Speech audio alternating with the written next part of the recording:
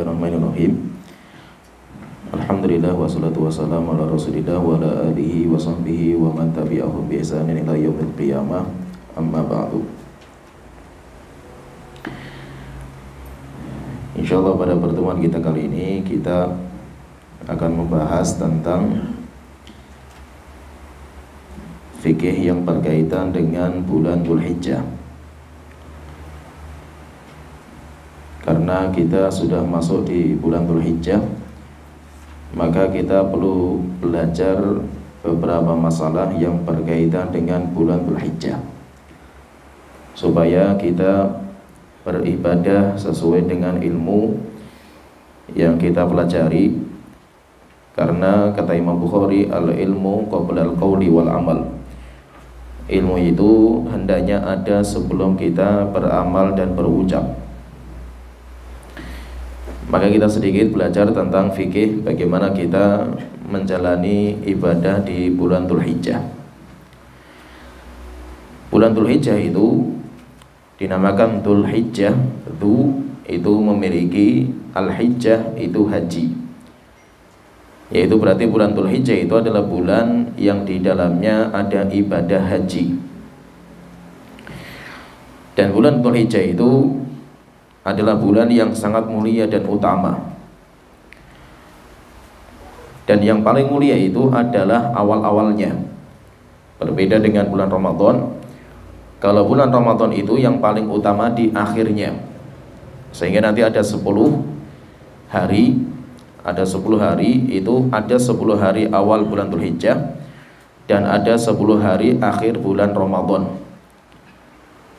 Untuk berkaitan dengan bulan Dzulhijjah, 10 hari awal bulan Dzulhijjah itu merupakan hari yang terbaik, di mana siapa yang beribadah kepada Allah Ta'ala, maka ibadah itu sangat dicintai oleh Allah Ta'ala. Di antara keutamaan bulan Dzulhijjah, yang pertama, bulan Dzulhijjah itu adalah bulan di mana Allah bersumpah dengan 10 hari yang awal. Saking mulianya itu sampai Allah bersumpah dengan hari-hari itu. Sebagaimana Allah Ta'ala berfirman dalam surat Al-Fajr, wal fajri walayalin ashar. Wal fajri demi waktu subuh, walayalin ashar, dan demi hari-hari yang 10. Hari-hari yang 10 di sini itu khilaf di antara para ulama, itu hari apa? Ada yang mengatakan itu 10 hari terakhir bulan Ramadan. Ada yang mengatakan itu 10 hari awal bulan Dzulhijjah.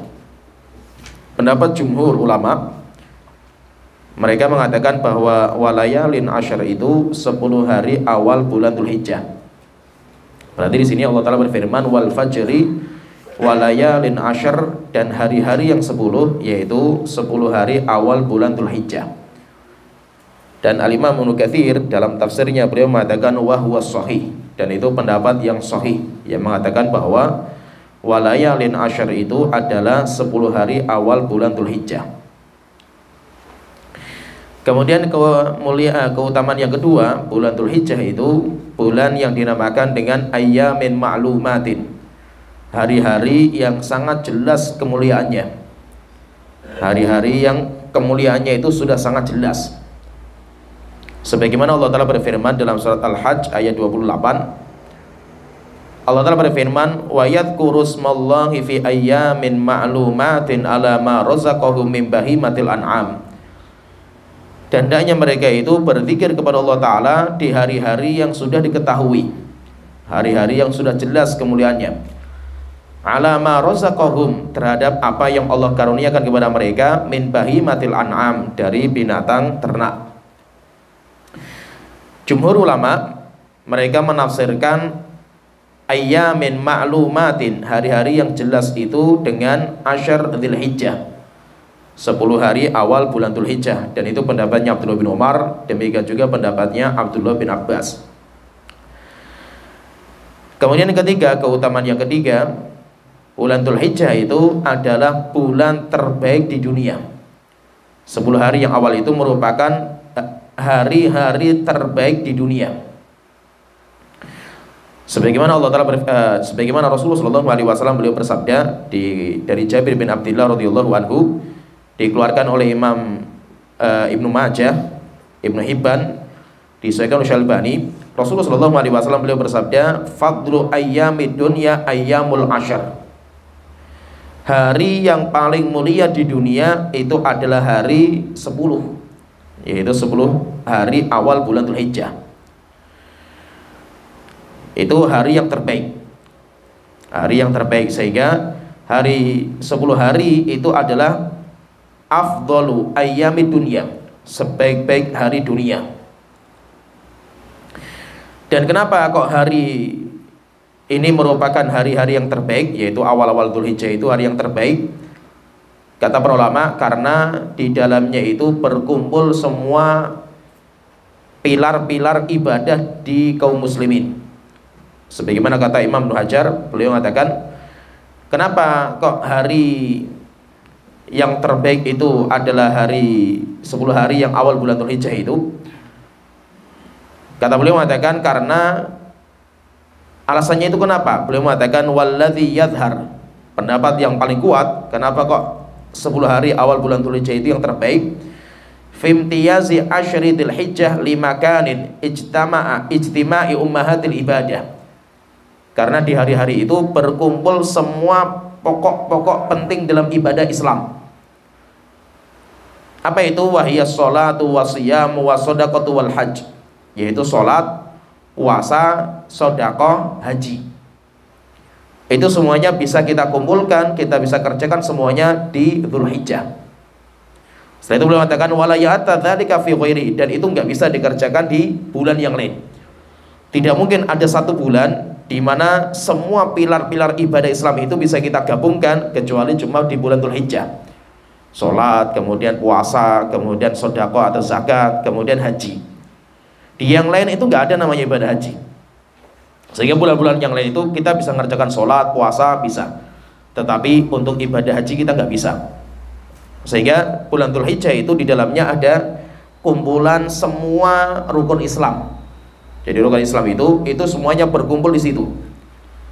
Yaitu ibadah-ibadah paling penting itu semuanya itu ada semuanya di situ di bulan Dzulhijjah. Nah, terus apa yang harus kita siapkan ketika masuk bulan Dzulhijjah? Kita sudah masuk ini bulan Dzulhijjah. Apa yang kita siapkan? Maka yang kita siapkan itu pertama kita siapkan semangat untuk beribadah. Sehingga semua pintu-pintu kebaikan itu kita siapkan diri untuk kita kerjakan. Kemudian yang kedua, di 10 hari awal bulan Dzulhijjah itu kita berjuang untuk meninggalkan dosa dan maksiat. Sehingga kita siapkan dua perkara itu. Pertama, kita siapkan diri kita motivasi untuk semangat dalam berbuat kebaikan. Kemudian yang kedua, kita berjuang untuk mengekang syahwat kita. Mengekang syahwat kita. Sehingga ada dua yang harus kita siapkan, itu ada dua. Yang pertama tadi kita siapkan, kita itu nyiapkan diri kita untuk memperbanyak ibadah. Sehingga ibadah apa saja yang bisa kita kerjakan itu hendaknya kita kerjakan semampu kita. Terkadang namanya ibadah itu kan macam-macam. Ada puasa, ada zikir, ada sedekah, dan yang lainnya banyak sekali. Terkadang ada orang, dia itu Allah mudahkan satu pintu kebaikan, walaupun pintu kebaikan yang lain itu berat bagi dia. Contohnya misalkan ini, ada orang yang dimudahkan bagi dia sedekah karena Allah bukakan pintu rizki. Tapi kalau ibadah yang lain berat karena dia kerjanya berat, tetapi rizkinya terbuka. Ya sudah, kalau seperti itu mungkin dia berat untuk puasa. Ya sudah, kalau seperti itu dia ibadah yang terbaik ya sedekah. Ada orang yang dimudahkan oleh Allah itu pintu puasa, karena dia itu alhamdulillah kerjanya nggak terlalu berat dan dia sudah terbiasa puasa Senin Kemis, puasa Yaumul Bid itu biasa, dan bagi dia itu mudah gitu. Maka yang terbaik bagi orang itu puasa sejak di awal, sejak di tanggal 1 itu sudah mulai puasa. Kenapa? Karena bagi orang itu puasa dimudahkan. Ada orang yang mungkin dimudahkan bagi dia untuk baca Quran, ya, karena apalagi dia punya hafalan Quran, kemudian dia itu memang dia itu asik dengan Al-Quran, ya ibadah yang terbaik baca Quran sebaik-baiknya. Jadi maksudnya itu, apa sih pintu kebaikan yang ada di depan kita yang kita bisa mengerjakan maksimal, itu kita kerjakan. Kalau kita bisa menggabungkan semua, ya luar biasa. Kita bisa puasa, kita bisa berzikir, kita bisa sedekah, kita bisa apa saja dari pintu kebaikan, itu bisa kita kerjakan luar biasa. Karena amal soleh yang kita kerjakan di bulan Dzulhijjah itu sangat dicintai sama Allah Ta'ala. Sebagaimana dalam sebuah hadis dari Abdullah bin Abbas radhiyallahu anhuma, dikeluarkan Imam Bukhari, Rasulullah sallallahu alaihi wasallam beliau bersabda, "Ma min ayyamin al-amalu salihu fiha ahabbu ilallah min hadhil ayyam." Tidaklah ada amal soleh yang paling Allah cintai ketika dikerjakan di sebuah hari kecuali hari-hari ini, yaitu 10 hari yang awal bulan Dzulhijjah. Menunjukkan apa? Menunjukkan bahwa semua amal soleh yang dikerjakan sama seseorang itu semuanya sangat dicintai sama Allah Ta'ala. Terus bagaimana kalau seperti itu? Yuk kita perbanyak sebanyak-banyaknya. Terus amal apa saja yang patut kita maksimalkan di bulan ini? Yang pertama, amal yang harus patut kita jaga itu, yang pertama kita memperbanyak zikir, mengangkat nama Allah setinggi-tingginya. Dan alhamdulillah zikir itu ibadah yang sangat mudah, ibadah yang semua orang bisa mengerjakan. Kenapa? Karena ibadah zikir itu nggak butuh waktu khusus. Ibadah zikir itu tidak butuh tenaga khusus, tempat khusus. Bisa kita kerjakan di mana saja, kita bisa kerjakan kapan saja, sambil kita kerja, sambil kita beraktivitas saja bisa. Sehingga alhamdulillah ibadah yang sangat mudah zikir itu. Terus kalau zikir itu, zikir apa yang terbaik? Zikir apa yang terbaik? Maka yang terbaik itu 4. Ada sebuah kalimat atau 4 kalimat itu yang terbaik ketika kita sering baca di hari-hari seperti ini. Sebagaimana hadis dari Abdullah bin Umar radhiyallahu anhuma, Rasulullah sallallahu alaihi wasallam beliau bersabda, "Ma min ayyamin," tidak ada hari, "a'zamu indallah," paling besar di sisi Allah Ta'ala, "wala ahabbu ilaihil amalu fihin," dan tidak ada amal yang dikerjakan di hari itu yang paling Allah cintai kecuali amal yang dikerjakan di hari-hari ini. Setelah itu Rasulullah memberikan arahan, terus dengan apa kita itu mengisi itu? Maka beliau mengatakan, "Fa'akthiru fihinna minat takbiri wa tahmidi wa tahlili wa takbir." Maka perbanyak untuk membaca tasbih, kemudian tahmid, kemudian tahlil, kemudian takbir. Sehingga Rasulullah mengarahkan di sini kalau bisa sebanyak-banyaknya kita itu membaca itu. Kalau kita nggak bisa membaca 4-4-nya, minimal takbir sebanyak-banyaknya. Kenapa? Karena memang kita diperintahkan, kan tadi kita sebutkan itu, wa yadhkuru smallahi fi ayyamin ma'lumatin. Hendaknya mereka itu memperbanyak zikir kepada Allah Ta'ala di hari-hari seperti ini, yaitu memperbanyak zikir. Zikir yang terbaik apa? Zikir yang terbaik itu 4 ucapan tadi, yaitu 4 ucapan itu kata Rasulullah mengatakan itu adalah ucapan yang paling Allah cintai, yaitu apa? Tasbih, tahmid, tahlil, takbir. Yaitu kalau kita mau baca berarti kita membaca pertama tasbih, subhanallah. Kemudian yang kedua kita membaca tahmid, alhamdulillah. Kemudian membaca tahlil, la ilaha illallah. Kemudian membaca takbir, Allahu akbar. Kalau kita gabungkan, subhanallah, walhamdulillah, wa la ilaha illallah, wallahu akbar. Nah itu yang kita baca terus kayak gitu. Subhanallah, walhamdulillah, wa la ilaha illallah, wallahu akbar. Itu insya Allah nggak terlalu susah kita mengamalkan, seperti mudah sekali gitu. Yang penting apa? Seperti yang saya sebutkan, zikir itu yang penting itu kita itu meniatkan diri. Modalnya cuma niat saja. Modalnya itu cuma niatnya itu apa? Kesengajaan diri kita untuk berzikir. Sedangkan badan kita, lisan kita itu mampu sekali kita berzikir. Cuma yang susah itu apa? Meniatkan, menyengaja, itu yang paling susah. Kenapa? Karena terkadang itu kalau kita itu punya waktu longgar atau kita sedang aktivitas, kita untuk ngahkan hati kita untuk berzikir itu biasanya lupa terus kita itu. Misalkan kita kajian seperti ini, kita diingatkan masalah zikir, akhirnya kita punya rencana gitu ya, rancangan kita punya. Oh nanti kalau saya mau ini, saya mau berzikir. Kalau naik motor saya mau berzikir. Kalau mau kerja saya di kerjaan saya berzikir. Tapi ketika pas masuk kerjaan lupa semua gitu. Ketika sudah naik motor lupa semua. Nanti kalau sudah selesai naik motor baru masya Allah itu saya mau berzikir tadi itu, hilang semua itu, niatnya itu hilang semua itu. Kenapa seperti itu? Karena syaitan itu akan terus menghalangi orang dari berzikir. Bagaimana cara menghalanginya itu? Dengan cara kita itu disibukkan mikir yang nggak penting. Dan itu terus, kita kan seperti itu. Maka itu, kita itu sudah perang dengan syaitan. Untuk apa? Untuk memikirkan yang baik. Memikirkan yang baik itu kita perang dengan syaitan. Ada saja nanti syaitan itu ada saja itu, yaitu memunculkan pemikiran dalam pikiran kita itu. Mikir ini, mikir ini, mikir ini. Lupa setelah itu kita berzikir kepada Allah Ta'ala. Oleh itu modalnya orang berzikir itu cuma satu. Modalnya apa? Kita niatkan, kita sengaja. Mas itu cukup. Ketika kita kerja misalkan, coba kita kerja ya dari jam 8 sampai jam 4 misalkan. Itu kalau kita berzikir kayak apa banyaknya itu? Ribuan itu loh Mas itu. Kalau kita mau baca mungkin sampai jutaan kalau kita mau baca itu. Tapi kenapa? Setiap hari hampir nggak pernah gitu. Karena masalahnya itu di hati, hilang semua itu masalah itu gitu. Mau kita pikir tadi misalkan subhanallah walhamdulillah wala ilaha illallah wallahu akbar, subhanallah walhamdulillah wala ilaha illallah wallahu akbar. Itu 5 menit saja sudah dapat berapa kita itu? Apalagi 1 jam sudah dapat berapa itu? Tapi apa? Biasanya terluputkan. Nah itu masa itu kita mulai sadarkan diri kita untuk kita niatkan di hari-hari seperti ini kita perbanyak zikir.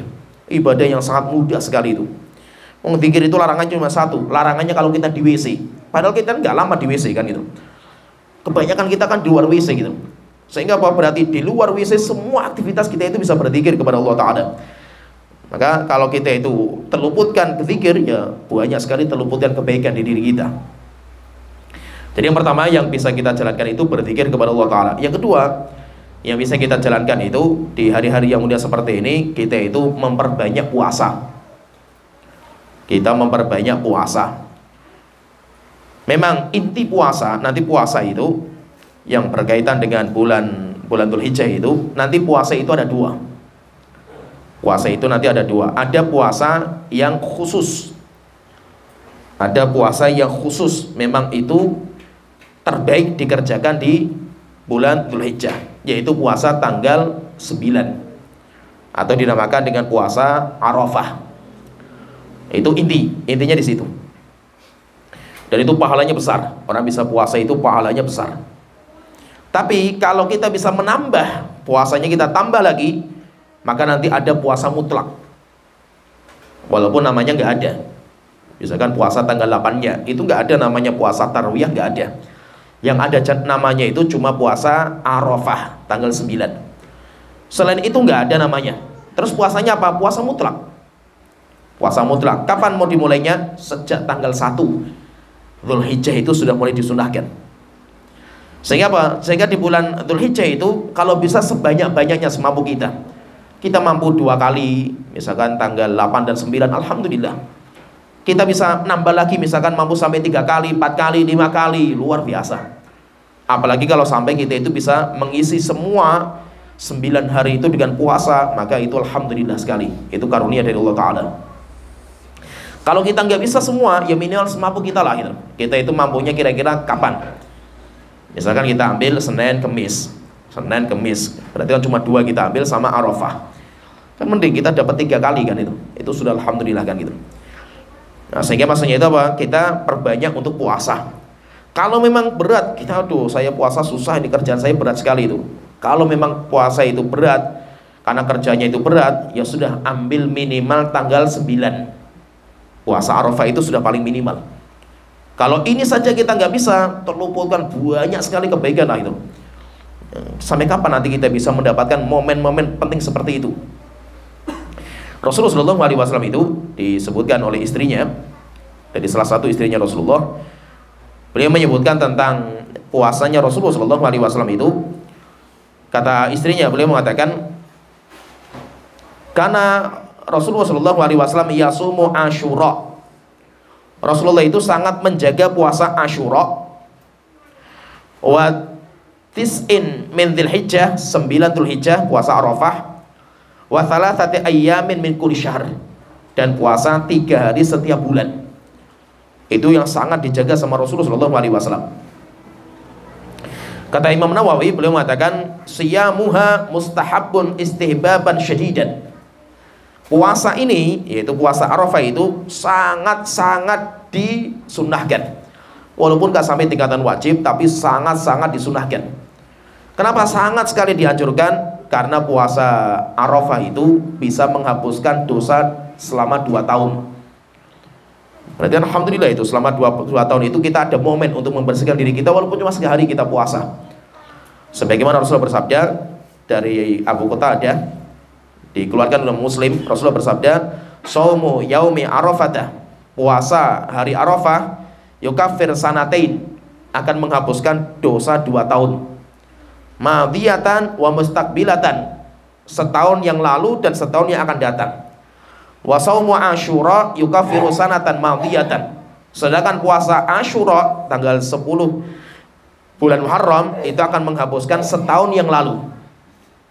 Tetapi kalau puasanya tanggal 9 Dzulhijjah atau Arafah dihapuskan 2 tahun. Berarti apa? Berarti alhamdulillah itu bulan ini itu atau hari-hari ini itu hari pembersihan jiwa.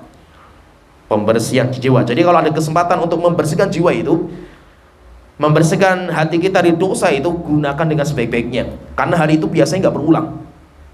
Momen-momen penting itu nggak berulang biasanya itu. Maka momen-momen penting ini harus kita maksimalkan untuk pembersihan jiwa kita. Kenapa? Karena syarat mutlak orang masuk surga itu harus bersih dari dosa-dosa.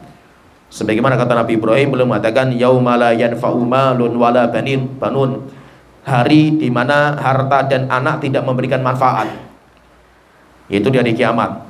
Illa man atallaha biqalbin salim, kecuali orang-orang yang datang kepada Allah Ta'ala dengan membawa hati yang bersih. Maka ada momen-momen ini di kita itu, di dunia itu, momen-momen untuk pembersihan hati. Seperti kita berwudu, itu kan membersihkan. Seperti kita sholat, kayak kita itu mandi, sholat itu depan rumah kita itu kayak ada sungai. Demikian juga momen-momen puasa seperti ini. Apalagi puasa Arafah ini, 1 hari kita puasa, selama 2 tahun kita itu dibersihkan dosa-dosa kita. Kata para ulama, itu berkaitan dengan dosa kecil. Kalau dosa besar gak bisa. Dosa besar harus bertaubat kepada Allah Ta'ala. Tapi kalau dosa kecil bisa dihapuskan dengan seperti ini. Dan dosa kecil itu jumlahnya gak terhingga. Dosa dari mata kita, dari telinga kita, dari pikiran kita, dosa dari tangan kita, kaki kita, itu sudah jumlahnya gak terhingga. Maka dengan cara apa kita bersihkan? Ya dengan amal-amal seperti ini. Dengan kesempatan seperti ini kita bersihkan. Nah, jadi intinya kita maksimalkan kalau bisa 2 amal itu kita jaga. Yang pertama berzikir kepada Allah Ta'ala. Kemudian yang kedua kita membiasakan dengan puasa. Kalau memang tidak bisa ya nanti minimal tanggal 9. Setelah itu apa? Nanti semua kebaikan bisa kita jalankan. Sedekah atau apa saja itu bisa kita jalankan untuk mengisi hari-hari yang terbaik itu dengan ibadah kepada Allah Ta'ala. Karena manfaatnya luar biasa. Demikian juga ada amal soleh yang perlu kita siapkan juga, yaitu ibadah korban. Ibadah yang bisa kita siapkan dengan harta kita itu adalah ibadah korban. Jadi puasa, zikir, kemudian puasa, kemudian yang ketiga berkorban. Tapi korban itu dia bagi orang yang mampu. Kalau orang tidak mampu kan nggak bisa dia mengerjakan. Rasulullah SAW beliau bersabda, man kana lahu sa'atun, siapa yang punya kelebihan harta, yaitu orang yang punya harta untuk tahun itu atau bulan itu, alhamdulillah dia cukup hartanya, ada kelebihan. Walam yudhi fala yaqrabanna musallana, kemudian dia kok enggak berkorban, dia punya harta enggak berkorban, maka Rasulullah mengatakan jangan mendekati tempat sholat id kami, yaitu apa? Enggak usah sholat id bersama kami. Nah, dari hadis ini nanti ulama berbeda pendapat panjang. Ini yang korban itu ibadah yang sangat dianjurkan. Tapi bagi orang yang mampu itu hukumnya apa? Jadi berkorban itu nanti ada 2. Yang pertama, berkorban bagi orang yang tidak mampu. Kalau tidak mampu jelas, karena Allah itu la yukallifullahu nafsan illa wus'aha. Allah tidak mungkin membebankan jiwa yang dia itu tidak mampu. Tapi yang kita bahas ini kalau dia itu mampu, man kana lahu sa'atun, kalau dia itu punya kemampuan dan dia nggak berkorban, maka bagi orang yang mampu, korban itu hukumnya apa? Akhirnya di sini khilaf di antara para ulama. Kalau jumhur ulama, mayoritas para ulama, mereka mengatakan hukumnya sunnah. Berkorban itu hukumnya sunnah bagi yang mampu. Bagi yang mampu hukumnya sunnah. Itu pendapat mayoritas para ulama.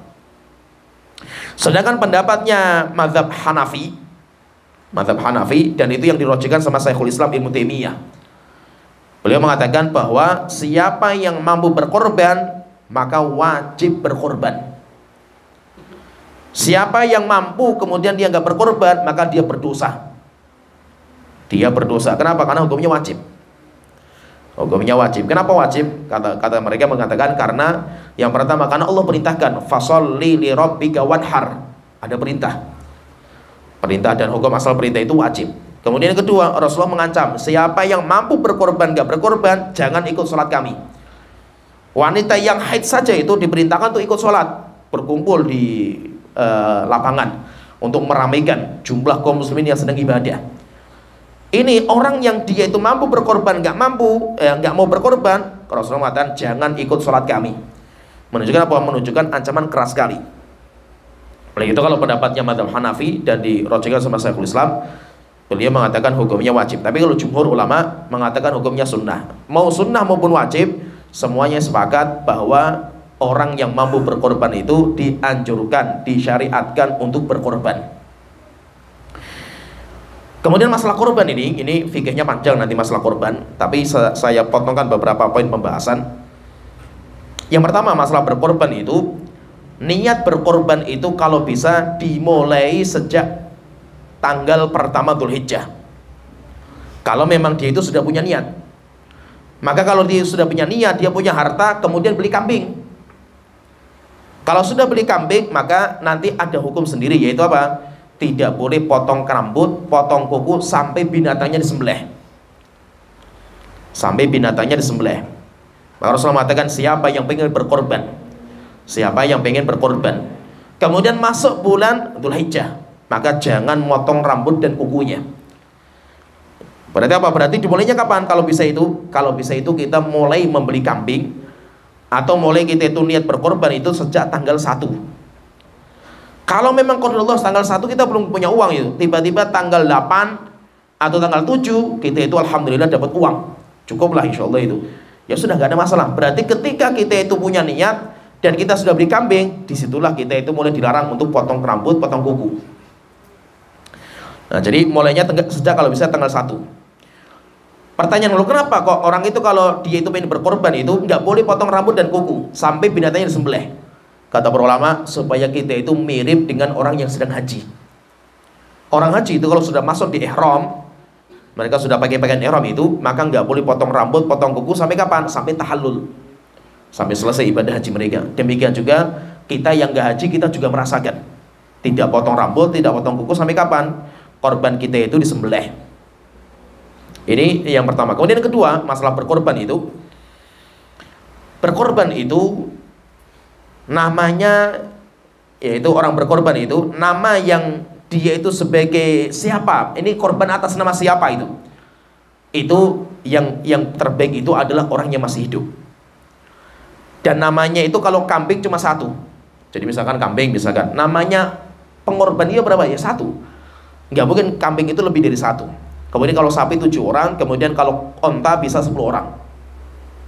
Walaupun uangnya itu patungan, misalkan suami istri patungan untuk beli kambing, tetap namanya itu tetap nama 1 orang saja itu. Siapa? Suaminya. Setelah itu nanti orang-orang yang keluarganya itu, misalkan saya suami, misalkan saya berkorban, saya itu niatkan ini korban untuk saya dan untuk istri saya, anak saya dan orang tua saya yang tidak berkorban di tahun ini. Nah, sehingga orang-orang itu dimasukkan dalam niat. Boleh gak seperti itu? Boleh, dan itu yang terbaik. Itu yang dikerjakan sama Rasulullah seperti itu. Rasulullah itu punya istri seperti Khadijah, sudah meninggal dunia di awal-awal ketika masih di Mekah. Setelah Rasulullah hijrah ke Madinah, nggak ada sebuah riwayat pun Rasulullah itu mengorbankan binatang korban atas nama Khadijah. Tapi Rasulullah itu apa? Memasukkan itu kepada namanya Rasulullah. Rasulullah mengatakan hadza anni wa an ahli baiti. Ini untukku dan untuk keluargaku yang tidak berkorban di tahun ini. Nah, sehingga seperti itu kalau kita mau berkorban atas nama orang tua kita yang meninggal, bisa nggak? Bisa, tapi kalau bisa dimasukkan. Pertanyaanlah, kalau kita sendirikan, misalkan kita berikan ke orang tua sendiri misalkan, boleh nggak? Boleh, tidak ada masalah.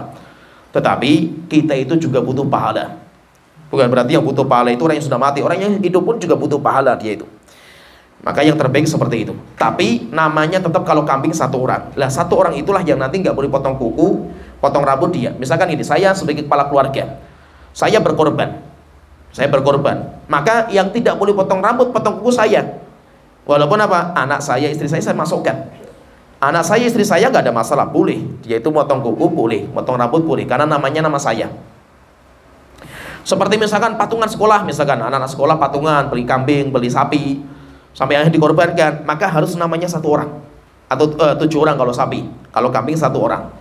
Walaupun apa? Uangnya patungan dari banyak orang, nggak ada masalah. Yang penting namanya satu orang. Dia itulah yang nanti nggak boleh potong rambut, potong kuku. Ya paham ya? Walaupun uangnya itu dari banyak orang gitu, ya, itu nggak ada masalah. Yang penting atas nama siapa korbannya, itu atas nama siapa. Kemudian juga nanti masalah korban itu termasuk yang fikih yang berkaitan masalah korban itu, nanti bagaimana pembagian dagingnya itu kayak apa. Maka boleh bagi binatang korban itu menjadi 3. 1/3 untuk saya yang berkorban dan keluarga saya, maka boleh saya ngambil, saya boleh. Kemudian 1/3 diberikan kepada hadiah kepada orang-orang yang kita cintai, tetangga kita lah atau siapa, nggak ada masalah. Atau keluarga-keluarga kita walaupun mampu mereka itu, nggak apa-apa. Kemudian yang ketiga diberikan kepada fakir miskin. Kalau semuanya diberikan kepada fakir miskin, ya itu lebih bagus, tidak ada masalah. Tidak harus kita itu makan dari binatang korban, itu nggak harus. Nanti juga dibahas juga oleh para ulama, bagaimana kalau kita itu belum akikoh, boleh nggak kita berkorban? Itu khilaf panjang juga di antara para ulama. Apakah boleh? Ada yang mengatakan nggak ada masalah, ada yang mengatakan nggak boleh. Kalau saya pribadi mengatakan pendapat yang paling kuat bagi saya nggak boleh, karena ibadah itu berbeda-beda. Ibadah itu berbeda-beda, antara akikoh dengan korban itu berbeda, sehingga tidak boleh. Terus bagaimana yang terbaik? Yang terbaik kalau memang kita punya uangnya sekarang, untuk beli 1 kambing, tidak bisa untuk 2 kambing, akikoh dan korban. Maka kalau kita itu punyanya sekarang, maka yang terbaik korban dulu. Kecuali kalau ini hari ke-7, saya punya anak lahiran, ini hari ke-7, maka yang terbaik kalau pas hari ke-7 itu akikoh dulu. Korbannya kapan? Korbannya nanti nunggu saya punya uang lagi. Tetapi kalau anak saya itu sudah bukan di hari ke-7, kemudian kita masuk di hari seperti ini, maka yang terbaik ya korban, karena ini hari untuk korban, bukan untuk akikoh. Tapi sebagian ulama mengatakan boleh menggabungkan niat untuk akikoh dan korban, itu boleh. Tapi itu masalah khilafiyah. Jadi intinya kita siapkan diri kita, kalau kita punya uang itu kita siapkan untuk berkorban. Kecuali kalau kita nggak punya uang. Dan namanya uang itu adalah uang kontan. Yang dimaksud man kana lahu sa'atun, siapa yang punya uang, maksudnya itu uang kontan untuk beli kambing. Kalau dia itu punya uang tapi uangnya di aset misalkan itu. Ada orang dia dapat warisan banyak sekali, tapi warisannya bentuknya rumah, bentuknya tanah, bentuknya apa saja yang jual zaman sekarang nggak laku-laku gitu. Dia punya aset banyak sekali dari warisan, tapi uang kontan nggak ada gitu. Nah, maka dia mau beli pakai apa gitu. Nah, pertanyaan, kalau dia ngutang boleh nggak? Boleh, tidak ada masalah. Berkorban dengan ngutang boleh, selama dia itu bisa membayar hutang itu. Jadi intinya kalau kita itu punya uang, maka disinilah kita itu sodakoh dengan binatang untuk kita korbankan, kemudian kita bagi harta dagingnya itu kepada orang-orang yang membutuhkan. Kemudian yang akan kita bahas di sini, jadi yang persiapan itu yang pertama, persiapan kita pacu diri kita untuk memperbanyak ibadah. Bisa dengan cara berzikir, atau puasa, atau sedekah, atau yang lainnya. Kemudian yang kedua yang perlu kita siapkan di hari-hari seperti ini, yaitu kita pacu diri kita, kita semangat diri kita untuk meninggalkan dosa dan maksiat. Walaupun dosa itu di hari-hari yang lain itu hukumnya haram, tetap dosa itu nggak boleh. Tetapi di hari-hari seperti ini lebih tidak dibolehkan. Jadi hari-hari yang mulia, tempat-tempat yang mulia, di mana orang yang beribadah dilipat gandakan, maka orang yang berdosa pun juga dilipat gandakan. Maka orang berbuat dosa misalkan di malam Lailatul Qadar, dosanya melebihi di hari-hari yang lain. Kenapa? Karena di Lailatul Qadar itu orang yang ibadah dilipat gandakan, maka siapa yang berdosa juga dilipatkan. Orang dia berbuat dosa di tempat yang mulia, Masjid Haram, Masjid Nabawi, Masjid Al-Aqsa, dosanya berlipat-lipat. Kenapa? Karena itu waktu yang mulia, tempat yang mulia. Sehingga pacu diri kita itu untuk kita tinggalkan dosa dan maksiat. Jangan sampai kita itu jatuh dalam dosa dan maksiat. Kemudian masalah yang akan kita bahas di sini tentang bagaimana kita itu puasa. Bagaimana kita itu puasa dan kita itu sholat idnya dalam kondisi nanti di negeri kita sendiri, di dalam negeri beda, antara pemerintah dengan ormas yang lain beda. Kemudian yang kedua, antara putusan pemerintah kita dengan yang di Timur Tengah, Saudi Arabia juga beda juga. Nah, terus bagaimana kita menyikapi masalah ini? Intinya dalam masalah ini perlu kita pahami, semuanya itu nanti kembali kepada istilahnya namanya ikhtilaful matoli. Matoli itu matlaknya hilal, bulan sabit, di mana nanti diru'yah. Diru'yah itu dilihat. Maka kata para ulama mengatakan, sepakat ulama bahwa matlak itu, tempat munculnya hilal itu setiap negeri itu beda-beda.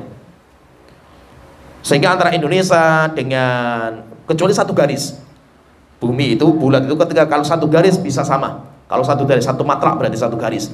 Tapi kalau garisnya berbeda, maka nanti punya matlak sendiri-sendiri. Maka matlaknya orang Indonesia beda dengan Saudi, beda lagi nanti dengan Amerika, beda lagi dengan Afrika, beda lagi. Jadi matlaknya itu beda-beda. Ini sepakat ulama dalam masalah ini. Kemudian yang kedua, ulama berbeda pendapat apakah perbedaan matlak itu berpengaruh pada perbedaan cara menetapkan ibadah besar. Apakah juga berpengaruh misalkan itu? Karena berbeda matlak, akhirnya berbeda juga cara menetapkan ibadah yang besar seperti Ramadan, sholat Idul Fitri, kemudian juga sekarang ini seperti Arafah, itu kan beda-beda itu. Apakah perbedaan matlak itu membolehkan perbedaan setiap negeri? Sehingga Indonesia punya matlak sendiri, berarti kita punya hari raya sendiri, beda sama Saudi. Atau tidak boleh? Walaupun matlaknya berbeda, tapi kalau sudah ada yang melihat hilal, semuanya harus mengikuti orang yang melihat. Maka di sini nanti ulama berbeda pendapat. Bisa dipahami ya, ulama berbeda pendapat dalam masalah ini. Kalau pendapat jumhur, jadi tentang masalah ini, kalau pendapat mayoritas para ulama, dan itu pendapat yang dikuatkan sama Syekh bin Baz rahimahullah ta'ala, yaitu apa? Bahwasanya tidak ada namanya perbedaan matlak dalam menetapkan waktu-waktu ibadah besar. Sehingga kalau seandainya sudah ada matlak terlihat di Saudi Arabia, orang Indonesia harus ikut. Orang Indonesia harus ikut. Tidak boleh orang Indonesia punya matlak sendiri. Yaitu dalam masalah penetapan ibadah, itu pendapat jumhur, dan itu yang dikuatkan sama Syekh bin Baz dalam fatwa beliau. Kemudian yang kedua, pendapat yang kedua, kalau pendapat yang kedua ini pendapat yang disahihkan dalam mazhab Syafi'iyah, dan itu yang dirojihkan sama Syekhul Islam Ibnu Taimiyah, demikian juga yang ditarjih juga sama Syekh Utsaimin rahimahullah taala. Kalau mereka mengatakan setiap negeri itu punya matlak sendiri-sendiri, sehingga memungkinkan bagi Indonesia sama Saudi itu beda. Memungkinkan berbeda, itu tidak ada masalah, berbeda. Sehingga misalkan penetapan ini hari ini misalkan untuk tahun ini kan beda, antara Arafahnya Indonesia sama Saudi beda. Saudi lebih awal daripada Indonesia kan gitu. Nah, terus bagaimana kalau kita? Maka kalau pendapat yang kedua, kita ngikuti negeri kita masing-masing. Sehingga apa? Yuk kita ikuti kita sendiri. Saudi ya ikut sendiri dengan Saudi sendiri. Nanti yang lain juga ikuti negaranya masing-masing. Dan khilaf ini khilaf sejak zaman dahulu. Yaitu perbedaan seperti ini sejak zaman dulu. Sehingga terus bagaimana cara menyikapi? Berjalan sesuai dengan apa yang maslahat bagi kita. Nanti akan kita sebutkan. Maka itu ada sebuah riwayat, dan riwayat ini sahih, yang menunjukkan bahwa para sahabat pun mereka itu sudah mulai berbeda dalam masalah ini, dalam masalah matlak. Maka masalah itu wajar. Maka jangan sampai kita itu terlalu berlebihan menyikapi masalah perbedaan masalah ini. Ada sebuah riwayat dikeluarkan oleh Imam Muslim dari Quraib. Quraib itu budaknya Abdullah bin Abbas. Dia bercerita, anna Ummul Fadl bin Harith, Ummul Fadl bin Harith ba'athathu fi hajatin ila Muawiyah bisyam. Ceritanya itu Ummul Abbas, Ummul Fadl itu Ummul Fadl bintul Harith mengutus Quraib untuk pergi ke Syam. Pergi ke Syam, ketemu dengan Muawiyah.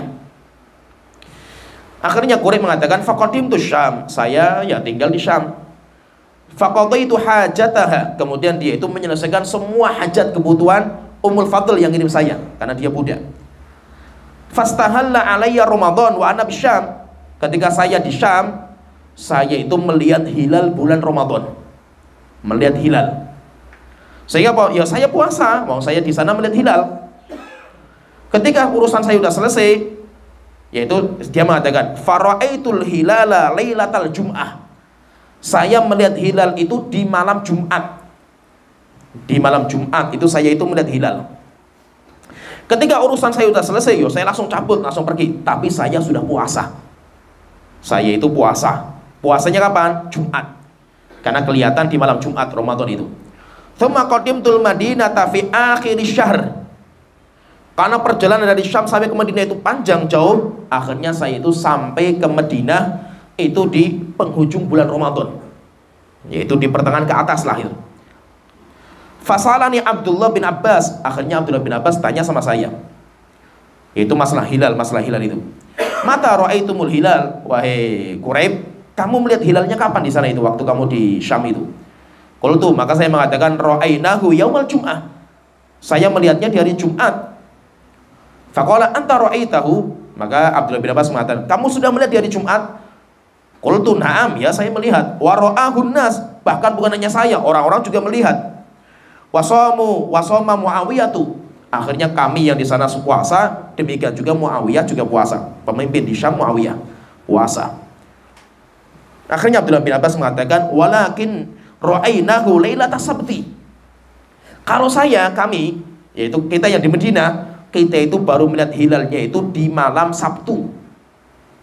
Sehingga kita puasanya mulainya Sabtu. Fala nazalu nasumu hatta nukmila 30 au narahu. Maka kami ya kita genapkan 30, atau kami itu melihat hilal. Kalau kami nggak melihat hilal ya kita genapkan sampai 30. Fakultu, maka saya bertanya, kata Quraib itu, fala taktafi bi ru'yati Muawiyah wa siyamihi. Ya Abdullah bin Abbas, kenapa engkau tidak mencukupkan dengan apa yang dilihat oleh Muawiyah dan kaum musliminnya di sana gitu?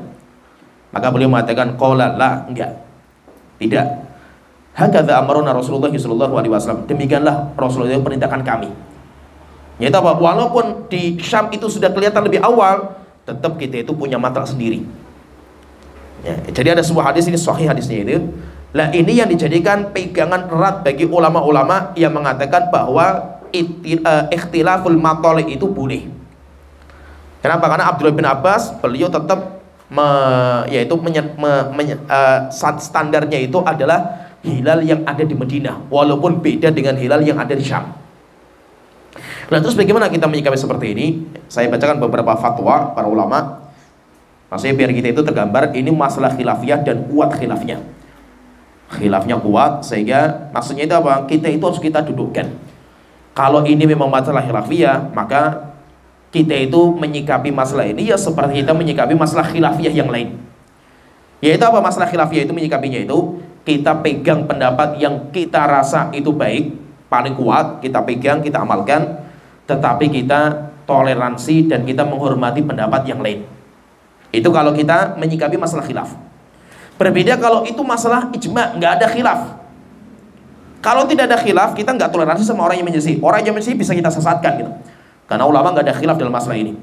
Tapi kalau masalah khilafiyah, kita itu silahkan ambil pendapat yang bagi anda itu lebih kuat. Tetapi maksudnya apa? Hormati pendapat yang lain. Demikian juga dalam masalah khilafiyah itu prakteknya, jangan memaksakan pendapat di sebuah masyarakat yang mereka itu beda sama kita.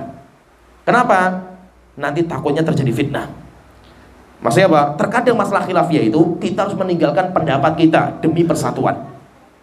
Maksudnya apa? Intinya gini, kita itu yang harus ngalah terkadang itu. Kita yang berakal itu, kita yang faham ilmunya itu, kita terkadang harus ngalah. Dengan cara apa? Kita tinggalkan sesuatu yang sunnah versi kita demi menjaga persatuan. Maka itu Syekhul Islam dalam kitab Majmu' Fatawa sering sekali membahas masalah ini. Yaitu apa? Terkadang kita melihat ada dua perbedaan pendapat, kita memilih pendapat A misalkan, bagi kita lebih kuat. Tapi kalau kita paksakan, kita terapkan, terjadi perpecahan, fitnah di masyarakat. Maka terkadang apa? Kita harus ngalah, kita tinggalkan pendapat kita mengikuti pendapat yang lain. Sampai ada sebuah kaidah, tarkul mandub li ajli ta'lifil qulubi mandub. Meninggalkan sesuatu yang sunnah versi kita demi persatuan kaum muslimin, itu juga terkadang sunnah. disunahkan. Nah itu contohnya beliau mengatakan seperti kita baca basmalah. Kita baca basmalah ketika kita itu sholat, dikeraskan atau tidak? Khilaf masyhur di kalangan para ulama kan itu. Kalau seandainya pendapat kita enggak, kata basmalah itu disirkan, enggak usah dikeraskan. Oke, kalau Anda jadi imam di masyarakat yang taunya cuma keras saja itu, apakah kita paksakan? Kata saya ulama, jangan. Jangan, maka kita keraskan walaupun pendapat kita nggak dikeraskan. Tujuannya apa? Supaya tidak terjadi keributan di masyarakat.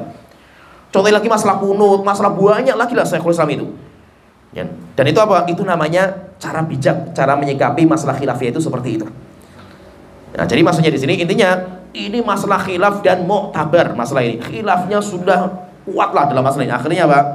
Ya kita itu saling menghormati saja pendapat yang lain. Yang penting kita itu amalkan pendapat yang versi kita itu paling kuat itu pendapat siapa. Kalau kita ngikutin pendapatnya Syekh bin Baz atau pendapat jumhur yang tadi kita sebutkan, berarti kita itu puasanya harus satu. Puasanya itu harus satu. Kita nggak melihat tempat kita, yang penting kita puasanya satu. Satu itu satu dunia itu kalau bisa satu. Syekh bin Baz mengatakan, kata beliau ketika ditanya masalah ini, beliau menyebutkan khilafiyah para ulama dalam masalah ini. Setelah itu Syekh bin Baz mengatakan walladzi yadharuni, kalau pendapat saya yang nampak bagi saya, anna ikhtilafaha la yu'athir. Ikhtilafu tanawu, perbedaan dalam masalah matlaknya hilal itu enggak berpengaruh terhadap ibadah.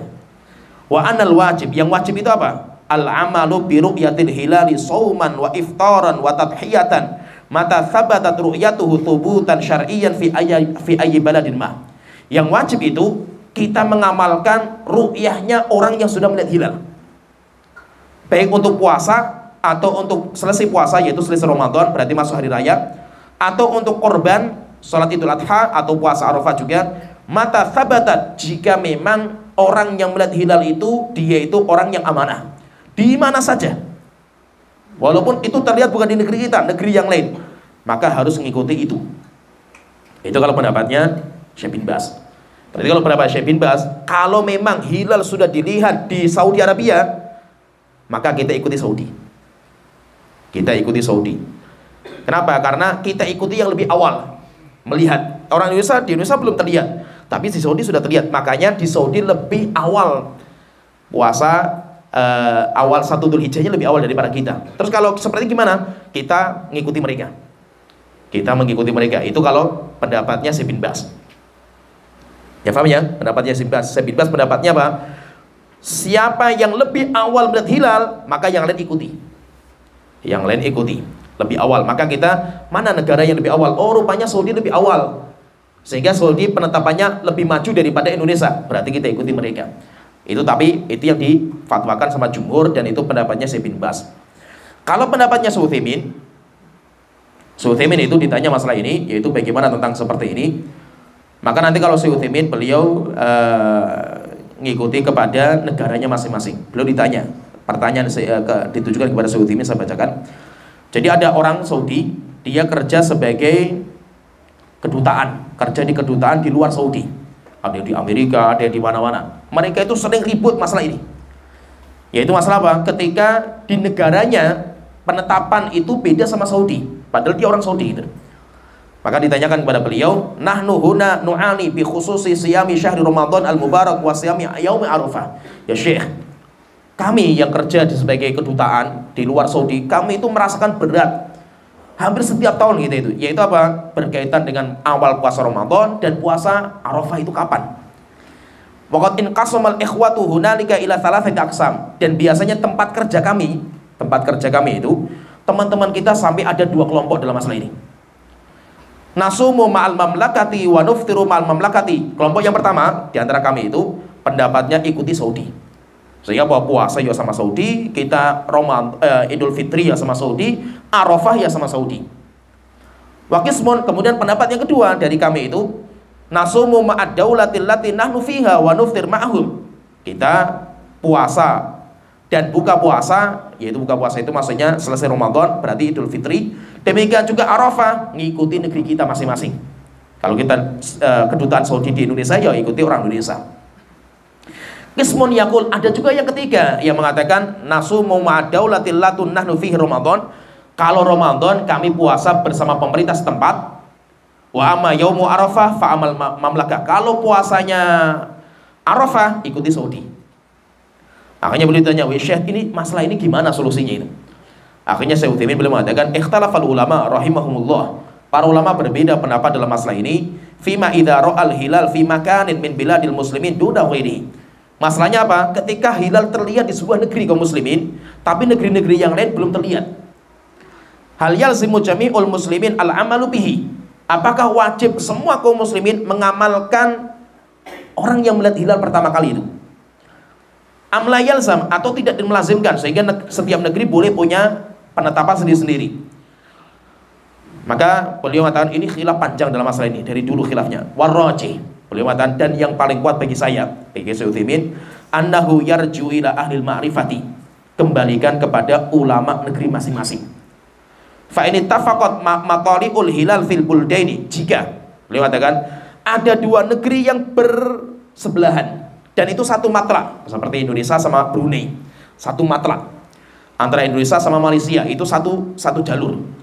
Maka kalau ada yang sudah kelihatan, Indonesia sudah melihat, Malaysia sudah melihat, atau Brunei sudah melihat, maka satu jalur semua harus sama, tidak boleh berbeda. Kenapa? Karena matlaknya satu. Wa idza ruwiya fi ahadihima thabata hukmu fil akhar. Jika ada satu negeri yang satu matlak, satu jalur melihat, maka yang lain harus ikut mengikuti negeri itu. Wa amma idza ikhtalafatil matali, tapi kalau matlaknya beda-beda. Matlaknya beda-beda itu. Indonesia sama Saudi itu jauh sekali matlaknya itu. Kalau beda-beda seperti ini bagaimana? Falikulli baladin hukmu nafsihi. Setiap negeri punya hukum sendiri-sendiri. Indonesia punya hukum sendiri, beda sama Saudi Arabia. Wa hadza ikhtiyaru Syekhul Islam Ibnu Taimiyah, dan itu pendapat yang dikuatkan sama Syekhul Islam Ibnu Taimiyah. Nah, jadi intinya seperti itu. Kalau beliau mengatakan intinya masalah puasa, kemudian masalah hari raya, itu semuanya punya negeri masing-masing. Nah, intinya berarti kita dapatkan ini ada beberapa masalah. Ada beberapa masalah ini yang perlu kita sikapi. Saya bacakan terakhir, bacakan sebelum nanti saya jelaskan. Pendapat Lajnah Daimah. Bagaimana Lajnah Daimah, kumpulan para ulama MUI-nya Saudi Arabia, menyikapi masalah ini. Lajnah Daimah mengatakan ketika ditanya panjang lebar, yang bertanya itu orang dari Amerika. Ketika mereka itu juga berbeda-beda menyikapi seperti ini. Maka Lajnah Daimah mengatakan, Sakot sabaqa an nadhara majlisu hay'ati kibaril ulama. MUI Saudi Arabia telah berkumpul dan diskusi panjang lebar masalah ini. Wa asdara fiha qararan, maka akhirnya mereka mengeluarkan sebuah fatwa. Akan saya sebutkan poin-poin pentingnya. Yang pertama, poin pertama, ikhtilaful matali'il ahilati minal umuri lati ulimat bid-darurati hisan wa aqlah. Perbedaan matlak dalam masalah hilal awal bulan itu sesuatu yang sudah pasti berbeda. Baik secara alam nyata atau secara akal, walam yakhtalif fiha ahadun minal ulama, dan ulama enggak ada perbedaan dalam masalah ini. Wa inna ma waqa'al ikhtilaf, yang terjadi khilaf itu di mana? Baina ulama, di antara kaum muslimin itu ulama kaum muslimin fi i'tibari ikhtilafil matali' au adam ikhtibari, yaitu perbedaan matlak itu dianggap enggak untuk menetapkan awal ibadah yang besar. Maka di situ terjadi khilaf panjang. Ada yang mengatakan enggak dianggap seperti Syekh bin Baz tadi, ada yang mengatakan dianggap seperti pendapatnya Syekh Utsaimin. Kemudian yang kedua, kata Lajnah Daimah yang kedua, mas'alatu i'tibari ikhtilafil matali' wa adam i'tibarihi. Perbedaan ulama tentang masalah dianggapnya ikhtilaful matali' atau tidaknya, beliau mengatakan minal masail nadhriyah allati lil ijtihadi fiha majal. Itu masalah sesuatu yang terbuka lahan untuk ijtihadiyah. Silahkan Anda membuka wawasan Anda, silahkan Anda itu mengikuti pendapat masing-masing. Wal ikhtilafu fiha waqi, dan khilaf dalam masalah ini semuanya diakui. Semuanya boleh. Mimman lahum sya'nu fil ilmi wad din, selama yang berpendapat itu adalah ulama-ulama yang punya ilmu dan agama. Wa huwa minal khilafis sa'igh, dan itu merupakan khilaf yang dibolehkan. Sampai kata beliau, alladzi yu'jar fihil musibu ajrun. Orang yang fatwanya benar, dia mendapatkan dua pahala. Ajrul ijtihad wa ajrul isabah. Yang pertama, pahala karena dia semangat mencari ilmu, mencari dalil. Kemudian yang kedua, karena dia itu pendapatnya benar. Wa yu'jaru fihil mukhti ajrul ijtihad. Sedangkan yang pendapatnya keliru, dia mendapatkan satu pahala karena pahala dia itu adalah pahala semangat untuk mencari masalah ilmunya. Setelah itu mereka menyebutkan khilafnya. Waqad ikhtalafa ahlul ilmi fi hadhil mas'alati ala qaulain. Ulama berbeda pendapat menjadi dua pendapat.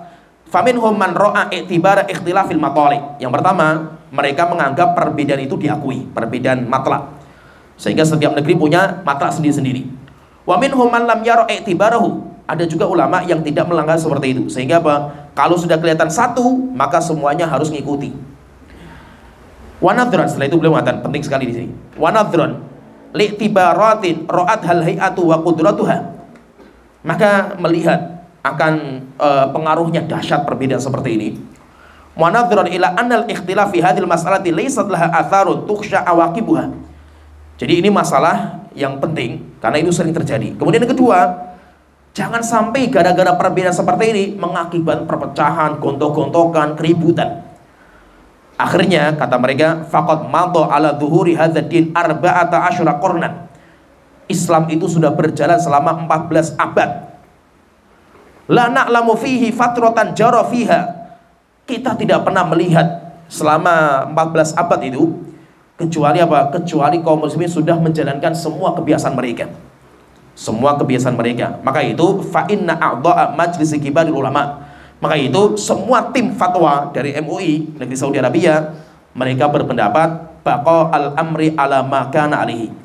Biarkanlah sesuatu yang sudah berjalan itu biar berjalan saja. Nggak usah diperbaiki lagi, nggak usah diperbaiki lagi, nggak usah diributkan lagi. Apa yang sudah berjalan silakan berjalan. Sehingga dibuka pintunya lebar. Wa adamu itharati hadzal maudu, dan jangan masalah ini sering didengung-dengungkan perbedaan dengan masyarakat. Akhirnya mau ribut setiap hari itu, setiap tahunnya itu. Wa ayyakuna likulli daulatin islamiyatin haqqu ikhtiyar, dan setiap negeri Islam punya hak untuk memilih yang terbaik untuk masyarakatnya. Ma tarahu biwasitati ulama'ina minar ra'yainil musyari ilaihima fil mas'alati.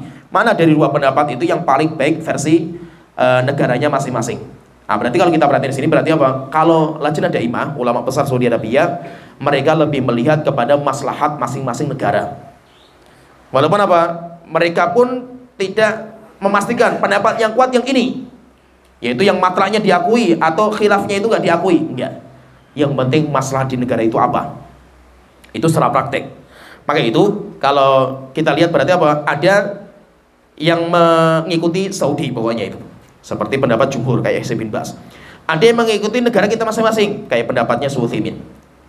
Kan? Kalau Lajnah Daimah, beliau melihat kepada maslahat. Ya paham ya, maslahat supaya tidak terjadi keributan. Jangan sampai masalah-masalah khilaf seperti ini akhirnya ribut di antara kita itu, jangan. Maka itu kalau pendapat saya melihat seperti ini. Kalau pendapat saya, ini wallahu alam, tapi ini pendapat saya pribadi. Pendapat saya pribadi yang bisa salah, bisa sekali salah. Maka itu intinya apa? Saya pun juga tidak memaksa orang mengikuti pendapat saya. Demikian juga orang yang membantah pendapat saya pun nggak ada masalah. Nggak harus mengikuti pendapat saya, nggak harus. Tapi ini yang saya jalankan. Kalau saya membedakan antara puasa dengan sholat hari raya.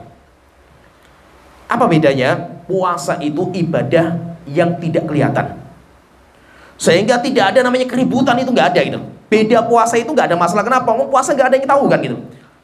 Berbeda kalau berkumpulnya kaum muslimin besar untuk menampakkan syiar, di mana itu akan terjadi perbedaan yang sangat kelihatan.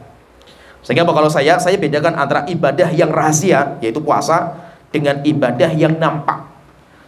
Sholat Id itu ibadah yang nampak.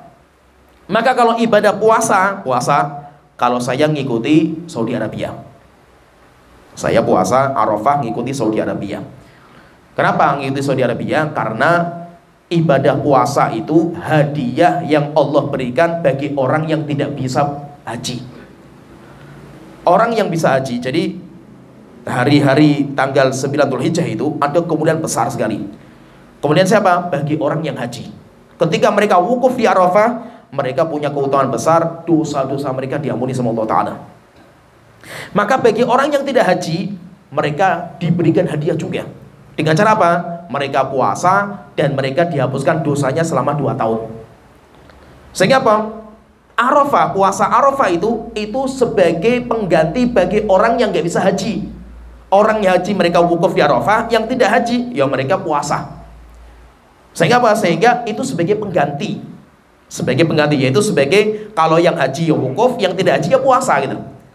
Dan insya Allah kita puasa, insya Allah kita nggak ribut dengan yang lain lah gitu. Nggak ada yang tahu kan gitu. Kita puasa nggak ada yang tahu itu. Nggak mungkin juga kita gembor-gembor saya puasa sama Saudi kan nggak gitu loh. Kita sembunyi-sembunyi aja kan puasa, nggak usah ditampakkan kan gitu. Mau kita juga puasa nggak pernah kita keluarkan di luar kan gitu. Maka kalau kita puasa, kalau pendapat saya pribadi, saya puasa bersama Saudi. Tetapi kalau sholat Id, saya sholat Id bersama masyarakat saya. Masyarakat saya itu maksudnya apa? Apakah itu pemerintah atau Muhammadiyah yang nanti akan berbeda sama masyarakat pemerintah? Tinggal antum itu tinggal di mana? Kenapa? Karena yang termasuk ruwet juga di Indonesia itu, ruwetnya itu di Indonesia itu sampai bingung. Ulama-ulama itu sampai bingung menyikapi masalah di Indonesia itu. Kenapa? Di Indonesia itu dalam satu negeri saja itu terjadi perbedaan gitu. Ya paham ya? Seuthaimin tadi kan bahasnya kalau negeri ini beda sama Saudi. Bagaimana sikapnya itu? Yang jadi masalah di negeri itu saja beda-beda kan gitu. Satu negeri saja banyak pendapat kan itu, banyak macam-macam sholat itu. Sampai ada orang Saudi itu ketika tanya sama ulama kibar itu dalam fatwanya itu, saya baca fatwanya itu ada orang, saya tinggal di Indonesia, bingung saya itu. Bingungnya kenapa? Mau saya terapkan pendapatnya Suyuthaimin, ya nggak cukup, nggak pas kan itu. Mau saya terapkan pendapatnya Jumhur, ya nggak pas juga. Kenapa nggak pas itu? Karena di Indonesia itu hari rayanya ada dua gitu. Satu negeri itu hari rayanya ada dua, hari Arafahnya ada dua itu, sehingga kita ikut yang mana bingung kita itu kan itu. Dan pemerintah kita itu mengakui semua gitu. Beda sama pemerintah ketika sama Pak Soeharto itu lebih bagus. Di mana apa? Puasa semuanya ngikuti pemerintah. Hari raya ngikuti pemerintah, dan itu yang kita bahas sebenarnya tadi yang masalah-masalah khilaf itu. Sedangkan sekarang kondisinya sekarang itu dibebaskan, mau ikuti ini ya boleh, ini boleh, pemerintah nggak maksa. Pemerintah melonggarkan, bahkan melegalkan, semuanya boleh bagi pemerintah itu. Sehingga apa? Tidak ada perintah untuk mengikuti pemerintah gitu. Ya paham ya di sini ya? Tidak ada perintah untuk mengikuti pemerintah, nggak ada. Maka kalau seperti ini apa? Kita mengikuti mayoritas masyarakat kita. Maka kalau kita itu tinggal di sebuah tempat, di mana tempat itu mayoritasnya itu ikut pemerintah, ya sudah kita ikut pemerintah, sholat idnya. Kalau mayoritas kita, tempat kita tinggal itu mayoritasnya ngikuti Saudi Arabia, ya sudah kita ikuti Saudi Arabia. Supaya apa? Supaya di kalangan kita itu nggak terjadi keributan antara kita sama tetangga kita, sama keluarga kita, sama orang-orang sebelah kita. Satu RT, satu RW, satu kampung, supaya nggak terjadi keributan. Dengan cara apa? Ya sudah kita ikut dengan mayoritas di situ. Ya, kecuali kalau kita tinggal di tempat yang lain. Ya sudah kita ikuti yang lain di sana. Yang ke sana mayoritas apa kan itu. Jangan sampai apa? Gara-gara kita itu berbeda sama mayoritas kita. Sholatnya di mana? Oh, sayanya di kampung sebelah itu. Karena kampung sebelah itu ngikuti pemerintah. Misalnya. Atau kampung sebelah itu ngikuti yang Muhammadiyah itu. Saya keluar kampung. Akhirnya apa? Nanti yang dicap itu jenggotnya itu. Oh, memang orang-orang jenggot itu nggak sah sholat bersama kita itu. Akhirnya nanti terjadi keributan. Dan itu yang terjadi, seringnya seperti itu. Masalah ini itu sering kita yang sudah ngaji yang seperti ini itu sering ribut sama masyarakat. Kenapa? Karena kita itu mesti sholatnya itu milih tempat yang luar, beda sama pemerintah itu. Ya beda sama masyarakat lah. Entah itu masyarakatnya itu yang ikut pemerintah atau ikut Saudi, yang penting itu masyarakat kita gitu. Ya paham ya? Jadi ini kali ini pendapat saya. Kalau saya pendapat saya masalah puasa sama masalah sholat itu saya bedakan. Bedanya kenapa? Karena sholat itu masalah yang nampak. Jelas sekali, antum nggak sholat sama masyarakat itu kelihatan gitu. Kelihatan sekali itu. Ya kan? Beda sama puasa. Antum beda puasa dengan pemerintah sama masyarakat, nggak ada yang tahu. Nah, sehingga maksudnya apa? Kita itu menjaga maslahat. Kita itu menjaga maslahat. Lah pertanyaan, lah kalau saya ngikuti Saudi, tapi masyarakat saya itu ikuti pemerintah, ya sudah saya puasanya hari Jumat. Ya benar nggak?